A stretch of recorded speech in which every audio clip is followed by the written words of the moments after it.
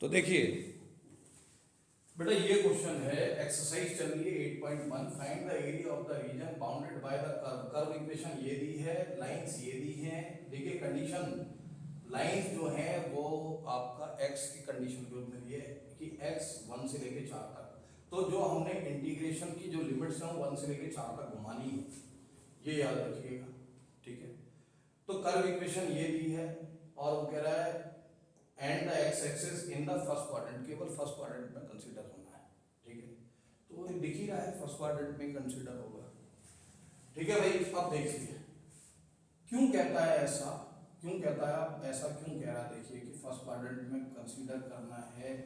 तो देखिए क्या होगा सी, तो बेटा देखिए वाई स्क्वायर, अगर वाई के ऊपर स्क्वायर है और एक्स लीनियर है तो हमेशा ही पैराबोला होगा, ठीक है भाई।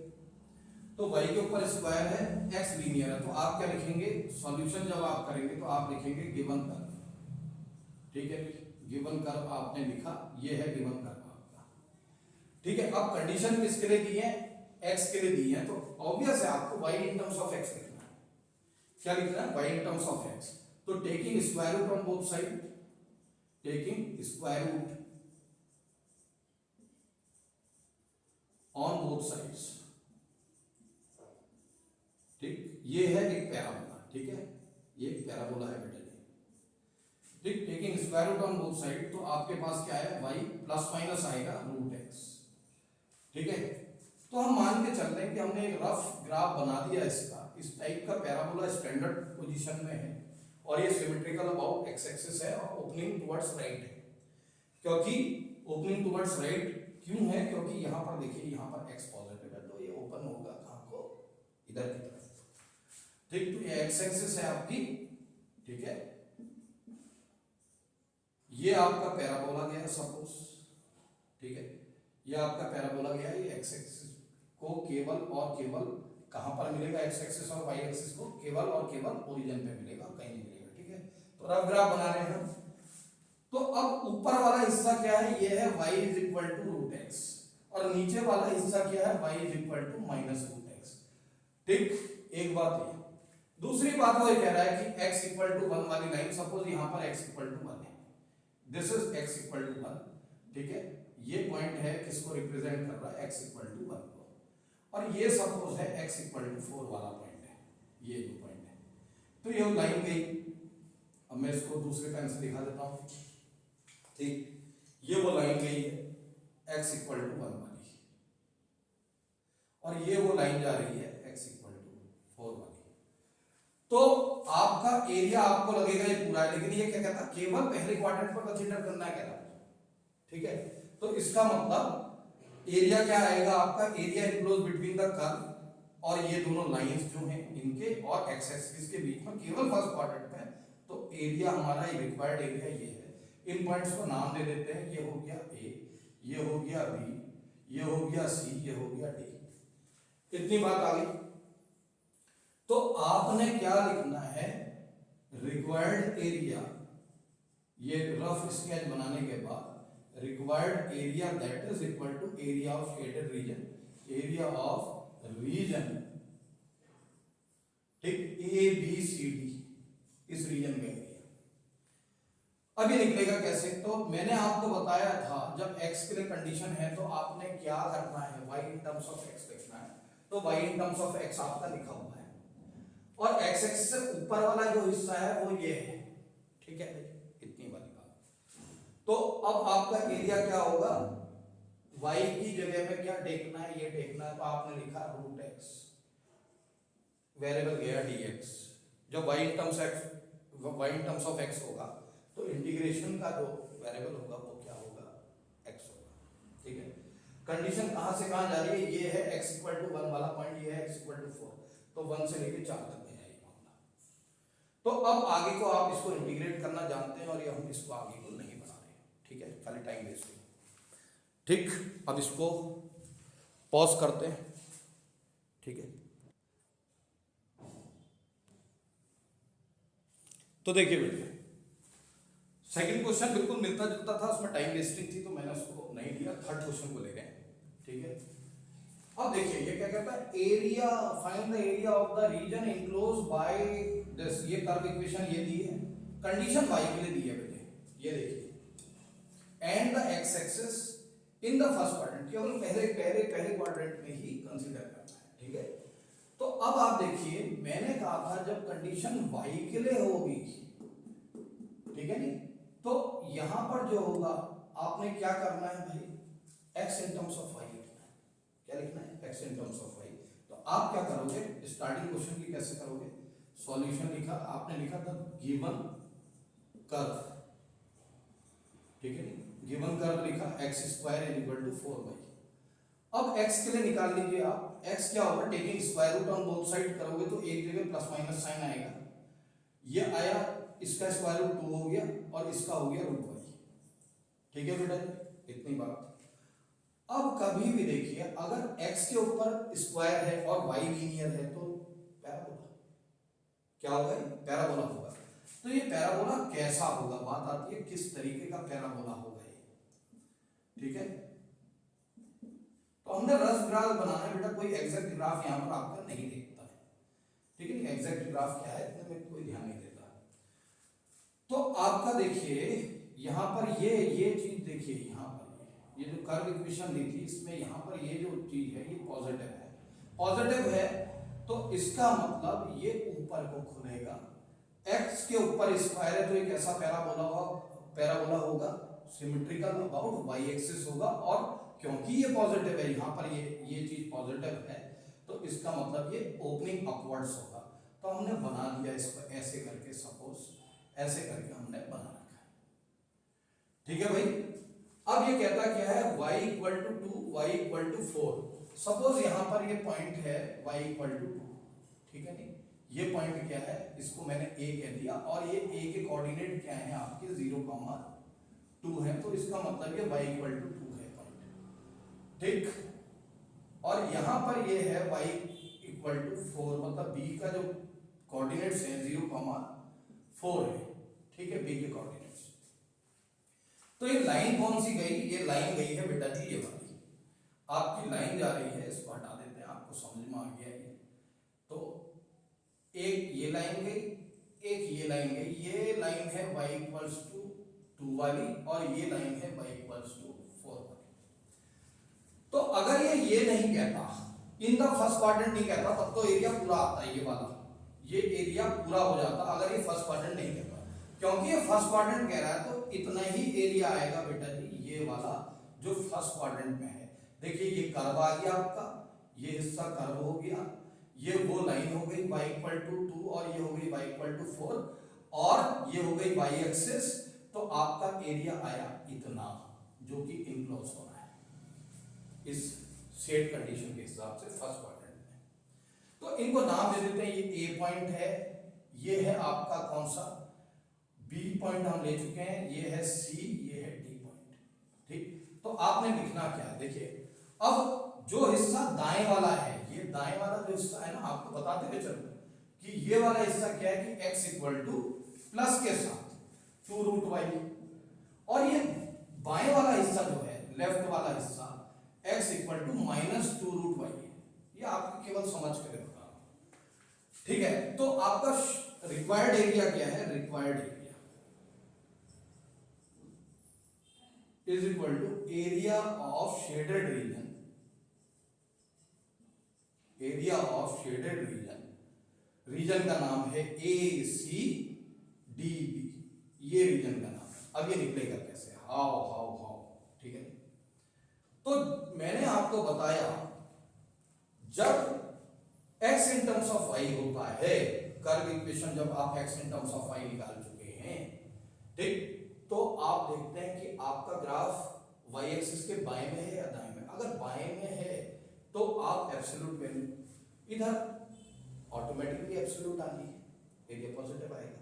तो यहां पर क्या करना है, ये दाएं की साइड को है, तो आपने क्या लिखा, केवल इंटीग्रेशन का साइन बनाया, y कहां से कहां तक जा रहा है, 2 से लेके 4 तक जा रहा है, 2 से लेके 4 तक गया, और आपने इस हिस्से के लिए x की वैल्यू ये है, तो आपने लिखा 2 रूट y, और इसको लिखा dy, ठीक है, क्या लिखा dy। तो आपने ये 2 बाहर निकाल दिया, इंटीग्रेशन गया 2 से लेके 4 तक, y की पावर हाफ dy। तो y की पावर हाफ का होता है y की पावर 3/2 और डिवाइडेड बाय 3/2, ये चीज। अब ये लिमिट लग जाएगी 2 से लेके 4 तक, ठीक है भाई। तो ये आया 2/3, अपर लिमिट आ गई आपकी, 2 लिखा, 2 की पावर 3/2 माइनस ये ना 4 की पावर, सॉरी 4 की पावर 3/2 माइनस 2 की पावर 3/2, ये करके। अब ये सॉल्व कैसे होता है ना, अब कई बार होती है कि भाई शर्माने की बात नहीं, कई बार होते हैं प्रॉब्लम आ जाती है, बच्चों को नहीं आता है समझ में। तो देखिए कैसे करते हैं इसको। ये आपने 2/3 लिखा, ठीक है बेटा। अब यहाँ पावर में देखिए, जो पावर है ना इसमें 1/2 है ना, एक तरीके से 3/2, मतलब नीचे क्या लिखा है 2 लिखा है ना, डिनोमिनेटर में पावर में 3/2। तो आप इस नंबर को किसी चीज का स्क्वायर बनाइए। तो ये क्या है, ये किस चीज का स्क्वायर है, this is what, this is square of 2, ठीक है ना, 2 स्क्वायर, और ये है पावर 3/2, और ये है आपका √2 का स्क्वायर, और ये पावर कितनी गई है पूरी की पूरी 3/2, ठीक है भाई। तो आपके पास आया क्या है, आपके पास 2/3, और ब्रैकेट में अगर आप देखें तो ये √2 अगर हम कर देंगे तो पावर 4 चली जाएगी, √2 की पावर 4 हो जाएगी, ठीक है। तो 2 से 2 बार कटा पावर, ठीक है, 2 से 4 कटा 2 बार, और 2 से 3 6, तो √2 की पावर 6 कितनी आई, √2 की पावर 6, माइनस यहाँ पर √2 की पावर 2 से 2 कट गया 3, ठीक है भाई। अब √2 की पावर 6 का मतलब कितना होता है, √2 into √2 into √2 into √2 into √2 into √2, ठीक है, 1 2 3 4 5 6। तो ये जोड़ा बाहर आया भाई, भाई इसकी पावर √2 की पावर 6 कह रहा है ना, √2 की पावर 6। तो आपका ये किस तरीके से आप सॉल्व होगा, ये 6 पावर है, इसकी 6 पावर है, √2 की पावर 6। तो इसको अगर आप चाहें तो आप कैसे लिख सकते हैं, ये 2 की पावर हाफ ही है वैसे, 2 की पावर हाफ, और 6 डिवाइडेड बाय हाफ आएगा तो 3 आएगा, 2 की पावर 3 मतलब 8, ठीक है। कैसे, 2 की पावर हाफ मतलब √2 की पावर 6, तो आया 2 की पावर 6/2 मतलब 2 की पावर 3, ठीक है भाई। तो कितना आया 2 की पावर 3, ठीक है। और ये कितना है आपका 2 की पावर 3/2, ये चीज इस तरीके से। तो 2/3 8 माइनस 2 की पावर 3/2, आप सॉल्व कर सकते हो तो फर्दर और सॉल्व कर लेना। स्क्वायर यूनिट्स में एरिया हमेशा लिखते जाना, ठीक है, स्क्वायर यूनिट्स में एरिया मेंशन करते हुए चलें। तो इसको हम पॉज करते हैं भाई। तो देखिए भाई, हम इसकी बात करते हैं, इस वाले क्वेश्चन की बात करते हैं। तो ये चौथा क्वेश्चन था, find the area of the reason bounded by the ellipse this, और ये इलिप्स की इक्वेशन को आप अगर स्टैंडर्ड फॉर्म में अगर आप लाएंगे तो ये आएगी। देखिए इलिप्स की स्टैंडर्ड फॉर्म में इक्वेशन होती क्या है, x² upon a² plus y² upon b² is equal to 1। ये वाला इलिप्स, लेटा हुआ इलिप्स, मतलब इसकी मेजर एक्सिस x एक्सिस के अलाउंग कब होती है, जब a ग्रेटर देन b होगा, तब इसकी major axis along the x axis होती है, और इसका जो सेंटर होगा 0,0 होगा, 0,0। वर्टिसेस क्या होंगी इसकी, एक वर्टेक्स होगी इसकी, a की वैल्यू आ रही है 4, तो आएगी -4,0, और एक वर्टेक्स आएगी इसकी 4,0, ठीक है। ऊपर b और -b वाला जो वो पॉइंट होगा, नीचे वाला जो मामला है वो क्या होगा, ऊपर वाला देखिए ग्राफ ऐसा होगा कुछ, ठीक है, ये x एक्सिस, ये y एक्सिस, ये इसका ओरिजिन, ठीक है। तो सपोज ये पॉइंट यहां पर 4 है, ये भी 4 है, लेकिन माइनस का 4 है, दूरी तो 4 ही आएगी ना भाई, डिस्टेंस। तो -4,0 और ये 4,0, ये पॉइंट यहां पर सपोज 3 है, 3,0, 0,3 सॉरी 0,3, और यहाँ पर ये पॉइंट इतना ही नीचे कितना है, ज़्यादा नीचे हो गया, ये पॉइंट है यहाँ पर 0,-3, इसको हमने b कह दिया, इसको माइनस, इसको हमने कह दिया b डैश, क्या कह दिया b डैश, ठीक है।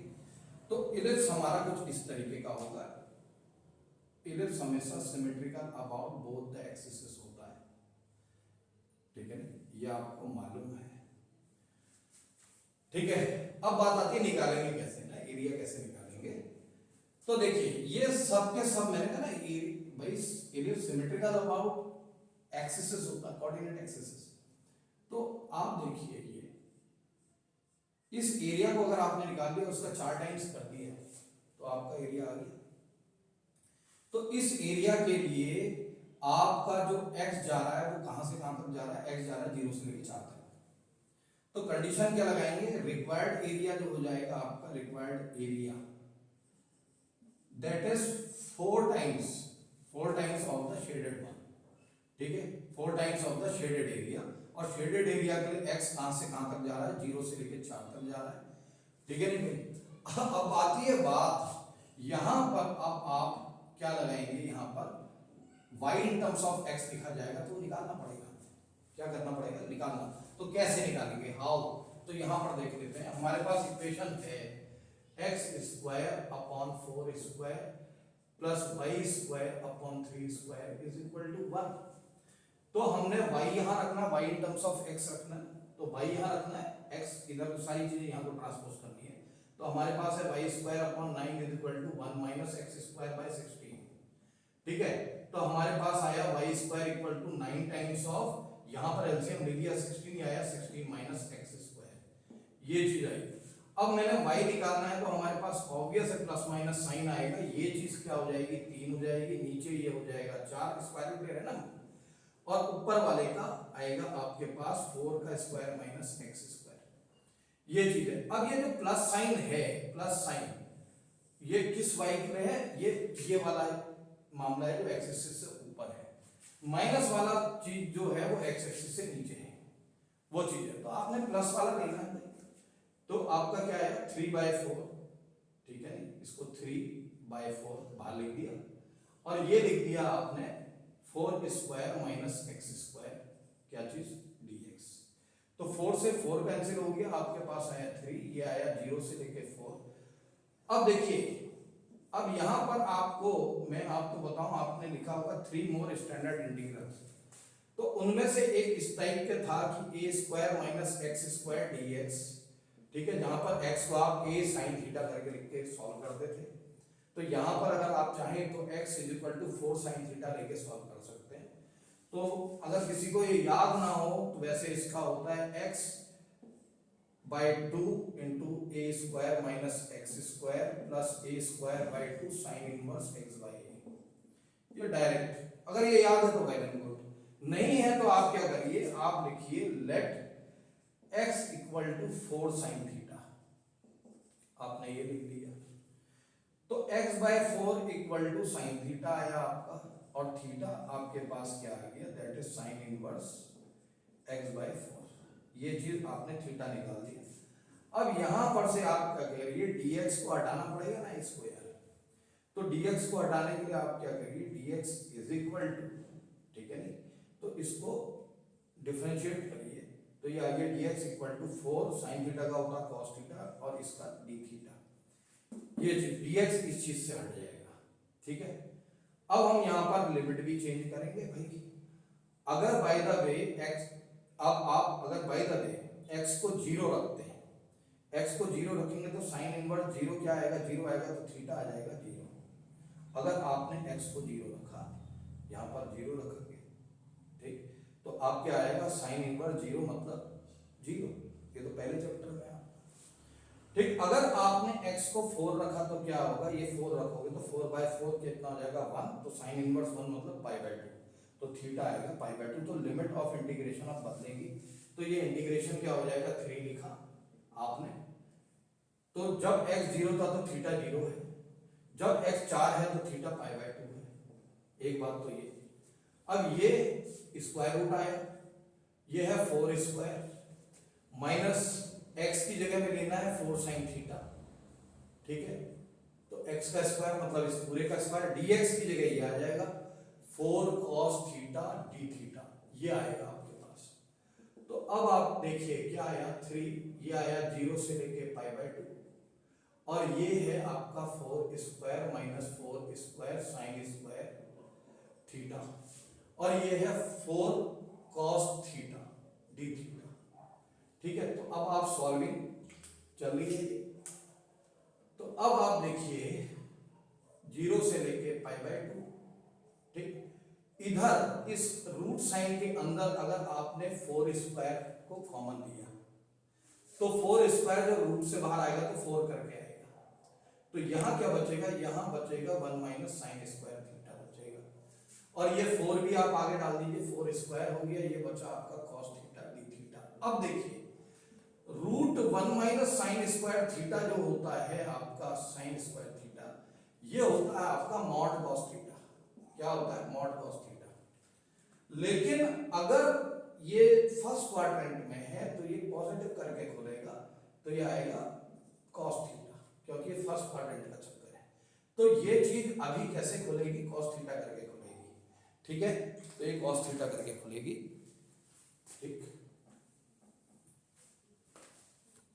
ठीक, तो हमने अब लिख दिया ये 16 हुआ है आपका, 16 दूनी 32 16 48 48, और ये देखिए 0 से लेके π/2, ये पूरा cos थीटा है, cos theta into cos theta, cos square theta, और ये d थीटा। अब हमें पता है जब कभी भी ऐसा होता है तो हम 2 अंदर डाल देते हैं इसके, तो 2 यहाँ पर से अंदर डालेंगे तो यहाँ के बचेगा 2 दूनी 4 2 चौको 8, और यह है 0 से लेके π/2 2 cos square theta d theta.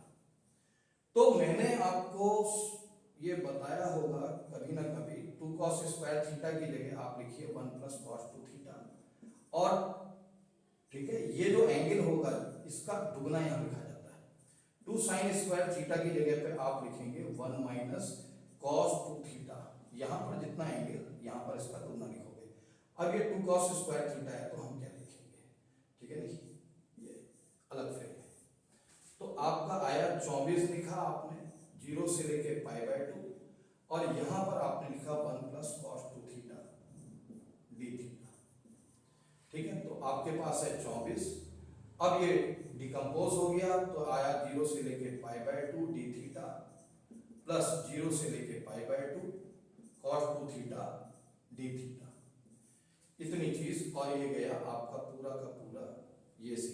ठीक है, तो अब ये तो अलग फ्रेम चल रहा है 24, ठीक है, और इसका हुआ थीटा थीटा, और लिमिट गई 0 से लेके π/2 प्लस cos 2 थीटा का होता है sin 2 theta divided by the coefficient of theta that is 2। ठीक है, तो 0 से लेके π/2 इतनी बात। अब आप लिमिट ऑफ इंटीग्रेशन देख दीजिए, π/2 माइनस 0, ठीक, प्लस 1/2। अब यहाँ देखिए π/2 रखेंगे, थीटा की जगह में अपर लिमिट रखेंगे तो क्या आएगा, पाई आएगा, साइन पाई कितना होता है 0, माइनस थीटा की जगह में 0 रखोगे तो क्या आएगा, साइन 0। ठीक है भाई, तो आपके पास ये आया 24, और ये है π/2, और ये है 1/2, और यहाँ पर आया साइन पाई 0, और ये 0, तो इतना हिस्सा ही 0 हो गया, तो आपके पास आया 12 पाई। कितना आया, 12 पाई स्क्वायर यूनिट्स। ठीक है, दिस इज द आंसर। ठीक है, तो हम पॉज करते हैं।